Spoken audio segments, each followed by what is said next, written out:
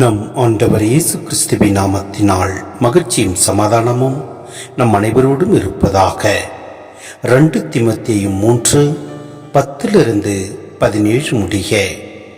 என் போதனை, நடத்தை, நோக்கம், நம்பிக்கை, பொறுமை, அன்பு, மன உறுதி ஆகியவற்றை பின்பற்றி வந்திருக்கிறாய். அந்தியோக்கியாவிலும் இக்கோனியாவிலும் லிஸ்திராவிலும் எனக்கு நேரிட்ட இன்னல்களும் துன்பங்களும் உனக்கு தெரியும். இத்தகைய இன்னல்களை பொறுத்து கொண்டேன். இவை அனைத்திலிருந்தும் ஆண்டவர் என்னை விடுவித்தார். கிறிஸ்து இயேசுவிடம் இணைந்து இறைப்பற்றுடன் வாழ விரும்புவோர் அனைவரும் இன்னலுறுவர்.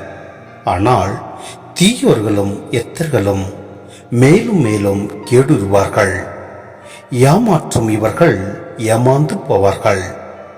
நீ கற்று உறுதியாய் அறிந்தவற்றில் நிலைத்து நில். யாரிடம் கற்றாய் என்பது உனக்கு தெரியுமே. நீ குழந்தை பருவம் முதல் திருமறை நூலை கற்று அறிந்திருக்கிறாய். அது இயேசு கிறிஸ்துவின் மீதுள்ள நம்பிக்கையால் உன்னை மீட்புக்கு வழிநடத்தும். ஞானத்தை அளிக்க வல்லது. மறைநூல் அனைத்தும் கடவுளின் தூண்டுதல் பெற்றுள்ளது. அது கற்பிப்பதற்கும் கண்டிப்பதற்கும் சீராக்குவதற்கும் நேர்மையாக வாழ பயிற்றுவிப்பதற்கும் பயனுள்ளது.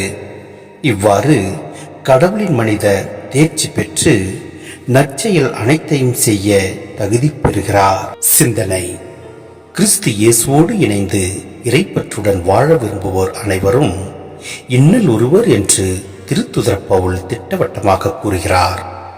இது ஒரு சாபம் அல்ல, மாறாக ஒளியில் வாழும்போது இருளின் சக்திகள் நம்மை எதிர்க்கும் என்பது இயல்பான ஆன்மீக நியதி. மேலும் இந்த இன்னல்கள் நம்மை அழிப்பதற்காக அல்ல, மாறாக நம் விசுவாசத்தை உரமிட்டு வளர்ப்பவை.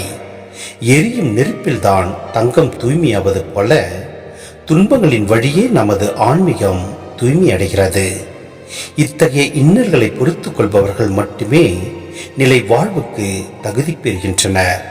மேலும் இறைப்பற்றுடன் வாழும்போது சந்திக்க நேரிடும் ஒவ்வொரு சிறு துன்பத்தையும் சிலுவையில் அறியப்பட்டு உயிர்த்தெழுந்த இயேசுவின் அன்பில் இணைப்போம்.